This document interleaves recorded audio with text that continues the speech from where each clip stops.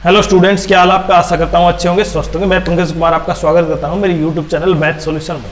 देखिए, हमने पहले भी इनसे संबंधित अपडेट दिया था कि कोर्ट में जो पीआईएल थी वो रिजेक्ट हो गई, लेकिन वो रिजेक्ट नहीं थी, कुछ डॉक्यूमेंटेशन की वजह से क्या होता वहां पे उसको सबमिट नहीं माना गया था। अब क्योंकि 2 तारीख को वो फिर से वेरीफाई हुई, रजिस्टर्ड हुई और 3 को वेरीफाई होने के बाद आज जो हियरिंग हुई है 4 तारीख को, उसमें सबसे बड़ा पॉइंट क्या निकल के आया, क्या SSC exams, SSC CGL exams और जो टियर 1 का होगा अब, क्योंकि 30 लाख से ज्यादा बच्चे हैं, प्रत्येक बच्चा सोच रहा था कि एग्जाम कब होगा, शायद डेट अनाउंस ना होती तो शायद ये भी मान लेते कि पीआईएल की वजह से वो डिले हो जाए, लेकिन क्योंकि एसएससी ने कल डिले नहीं होने दिया उस डेट्स को, और उसी डेट से मतलब 12 सितंबर से एग्जाम स्टार्ट किया। हमने देखे इससे संबंधित वीडियो बनाया था। अब जो एग्जाम है, क्या वो एग्जाम एक्सटेंड हो सकता है, पहला पॉइंट तो ये। तो सबसे पहले पॉइंट यही समझे कि एग्जाम एक्सटेंड नहीं हो सकता, क्योंकि वो जो पीआईएल जो दायर हुई है ना आज, उसमें ये क्या क्या जो डिस्कशन हुए थे वो बताता हूं मैं पहले। कि उसमें यही हुआ कि जो सिलेक्शन पोस्ट का एग्जाम था, जो स्टेनो का एग्जाम था, उसमें जो गड़बड़ी थी, सिक्योरिटी थी, मतलब जितने भी इशू थे वही थे जो आपको भी पता है, क्योंकि इसी वजह से कहीं ना कहीं एसएससी सीजीएल डिले करना चाह रहे थे। लेकिन एसएससी ने जो कल नोटिस डाला कि 12 सितंबर से एग्जाम है, उसके बाद तो कहीं ना कहीं अब पीआईएल का कोई रोल नहीं रहेगा। लेकिन फिर भी आप समझे ये क्यों इंपॉर्टेंट है।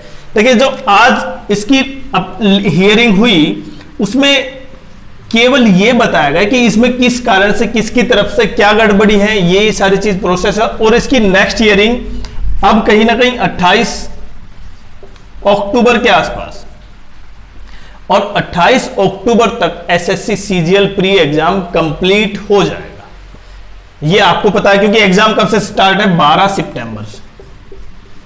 देखिए, हमने एक बात आप क्लियर समझे। देखिए, जितने भी सब्सक्राइबर हैं उनका बड़ा थैंक यू। दूसरा, जो कमेंट्स बच्चे करते हैं ना, जो गलत तरीके से कमेंट्स करते हैं, उनको लगता है कि उस हिसाब से होना चाहिए, ऐसा नहीं है। देखिए, जो इंफॉर्मेशन है, जिस तरीके से हम पढ़ाते हैं, वो आपके लिए बिल्कुल बहुत सही और जायज है।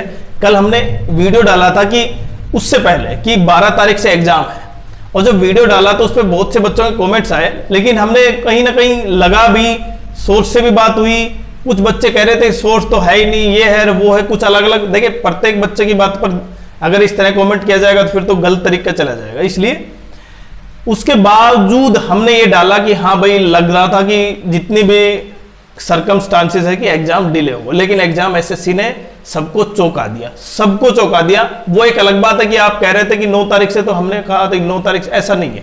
देखिए, पहला जो एग्जाम डिले हुआ था ना, उसमें भी मैंने कहा था कि एग्जाम डिले होगा, और एग्जाम डिले हुआ। ऐसा नहीं है कि सर्कमस्टांसेस, वो पॉसिबिलिटी इसलिए थी क्योंकि उस समय टीसीएस एग्जाम रेलवे करवा रहा, और उस समय ये एग्जाम नहीं हो सकता था।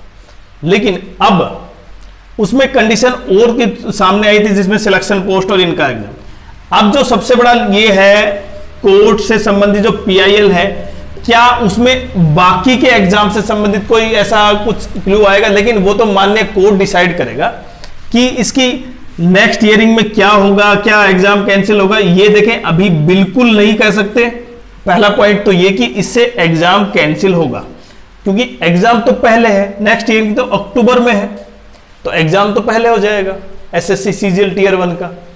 और सबसे बड़ी पॉइंट कि जितने भी एग्जाम हैं अब, खासकर देखिए, एसएससी सीजीएल का तो हो जाएगा, लेकिन सीजीएल के बाद किसका है, सीएचएसएल का एग्जाम है, एमटीएस का एग्जाम है। कहीं ना कहीं उन एग्जामों में इस पीआईएल का बड़ा इफेक्ट होगा, क्योंकि जो पारदर्शिता यहां पे नहीं दिखाई दी ना इन एग्जाम में, हो सकता है सीजीएल में देखे हो या ना हो, वो एक अलग बात है। अभी हम ये नहीं कह रहे कि एसएससी सीजीएल में भी वो सारी गड़बड़ी होगी, ऐसा बिल्कुल नहीं। हो सकता है एसएससी सीजीएल इनसे बहुत अच्छा जाए, जो पहले होता था उससे भी अच्छा जाए, लेकिन कहीं ना कहीं भविष्य में जो सीजीएल के अलावा जो सीएचएसएल और एमटीएस एग्जाम है ना, उनमें तो कहीं ना कहीं एसएससी की पारदर्शिता बिल्कुल देखी जाएगी, और माननीय कोर्ट यही देखेगा कि इनमें इतने एग्जाम में गड़बड़ी क्यों हुई, किस कारण से हुई, कौन सी कंपनी शामिल थी। और अगर सीजीएल में होता है ना इस तरह से गड़बड़, तो फिर आप ये मान सकते हैं जो PIL डाली गई है ना, उसका फिर बहुत ज्यादा इंपॉर्टेंस हो जाएगी जो भविष्य में एग्जाम होंगे 2025 और बाकी, और खासकर वो बच्चे जिन्होंने CHSL और MTS के भी एग्जाम भर रखे हैं ना, उनके लिए भी। क्योंकि आप ये समझ सकते हैं कि ये केवल इसलिए PIL है कि जो SSC की जो अपारदर्शिता दिखाई दे रही है ना सब एग्जाम में, उनको ठीक करने के लिए, और प्रत्येक बच्चे का दर्द है कि ये चीज ठीक हो। क्योंकि एग्जाम में अगर आपके पास क्वेश्चन सही नहीं है, बाकी चीज तो देखी जाए, फिर सब कुछ गड़बड़ हो जाता है कि जब वो बच्चा तैयारी करके जाता है। तो इसलिए सबसे इंपॉर्टेंट आप तैयारी करते रहें।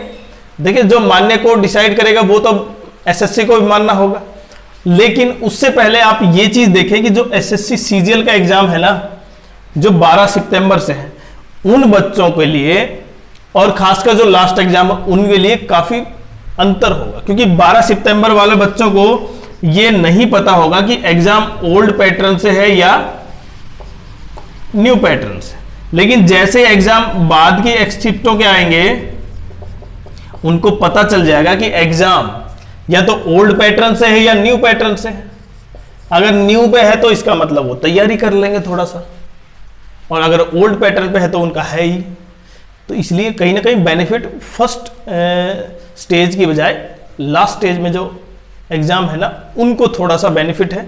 बाकी SSC का एग्जाम किस तरह कंडक्ट होता है, SSC किस तरह करती है, क्या उसमें ट्रांसपेरेंसी आती है, क्या बच्चों में जो SSC की खोई हुई साख है वो वापस आ पाती है, तो इन सभी क्वेश्चन जब तक जायज हैं जब तक कि SSC CGL एग्जाम नहीं हो जाता।